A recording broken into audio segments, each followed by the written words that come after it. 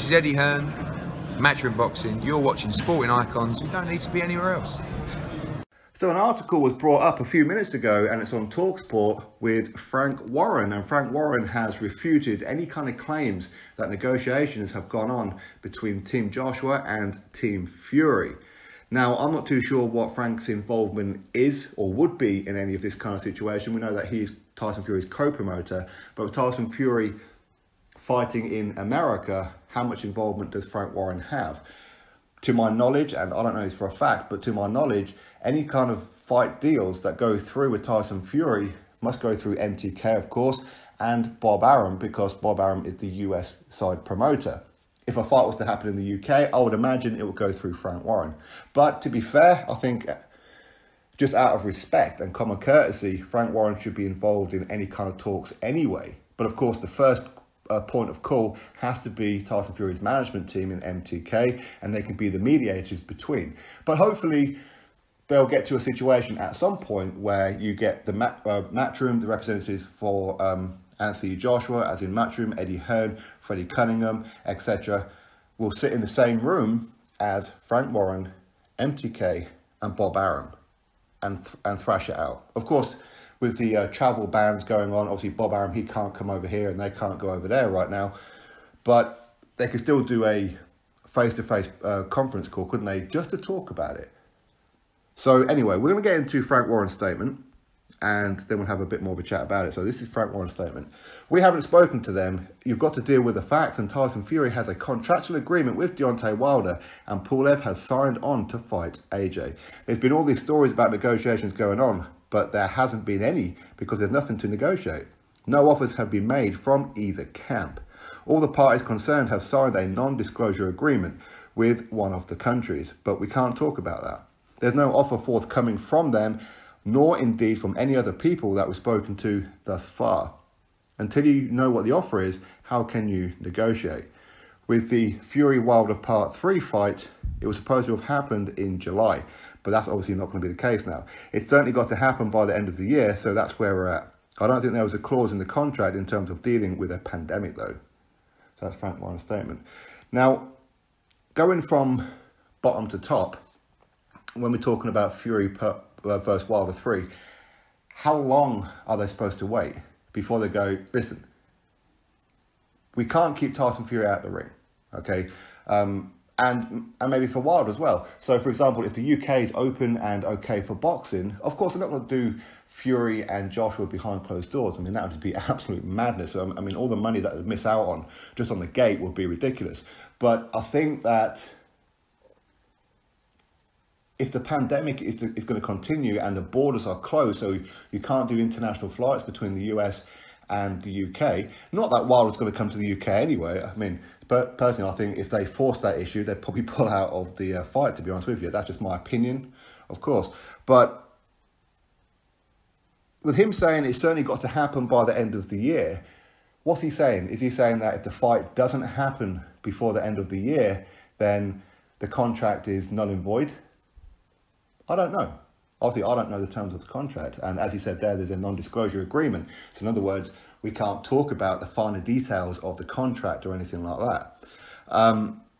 But as he says, there's no clause in the contract in dealing with a pandemic.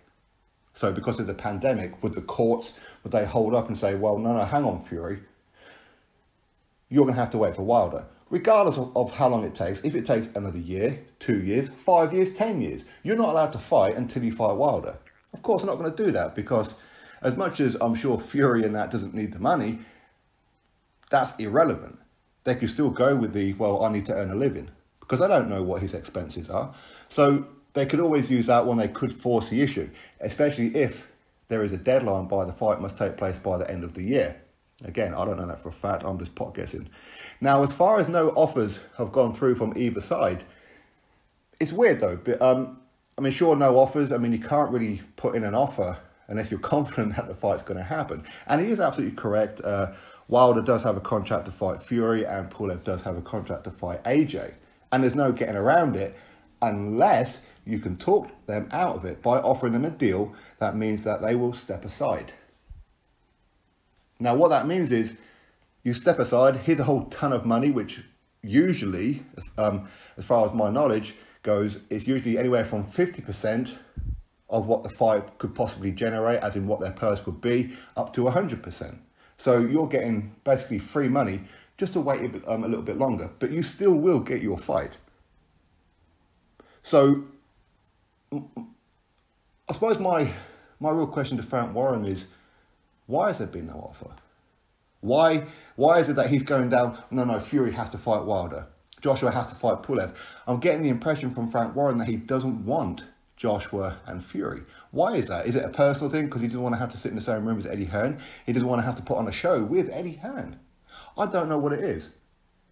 So why have you not spoken to even Team Wilder and said, is there room for negotiation about step aside? Can we talk about step aside money? At least then find out, because at least then if Wilder comes back, or Team Wilder comes back and says, no, we ain't talking about it. No amount of money is going to make us step aside. We want that fight. Don't care what you offer. Don't even bother. At least then they can say, well, we tried. We tried to put on this fight now for the fans, as Frank Warren would say, but we're not getting anywhere. Team Wilder just refused to step aside. And that's fine. Fury, he'll go fight Wilder and we'll get on with it. But it seems to me that they're not even going to try. And that's disappointing. Very disappointing. Because while most of us would probably be confident that Pulev would take step-aside money, Wilder will be the issue. He's the one. So that's your starting point.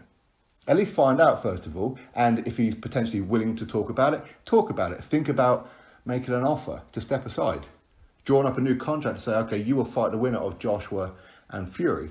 Do something like that. In the meantime, maybe Wilder can fight Pulev. Maybe, I don't know. I don't know. There could be so many different scenarios that they can come out with, and that's entirely up to them. But to not even try is very disappointing. And I do get the impression that Frank Warren does not want Joshua versus Fury. That's the impression I'm getting. I don't know it for a fact, but that's the impression that I'm getting. And that's disappointing. Because as I said before, there's no point in Eddie Hearn making an offer to Pulev, because Pulev is also the promoter, Bob Arum is the promoter of Pulev and Tyson Fury. So Bob Arum has a vested interest in both of these fights, doesn't he? Anyway, that's what's going on. Frank Warren slams down any kind of rumours that there's been talks and negotiations, but Eddie Hearn said that he's quite openly spoken to Bob Arum about it, and spoken to MTK about it. So maybe Frank Warren's just out the loop. I don't know. Really, I don't know. But hopefully Frank Warren's not out the loop. Hopefully Frank Warren is involved, just out of common courtesy. He should be, right? Anyway, drop your thoughts below. Click thumbs up, subscribe. Catch you all in the next video.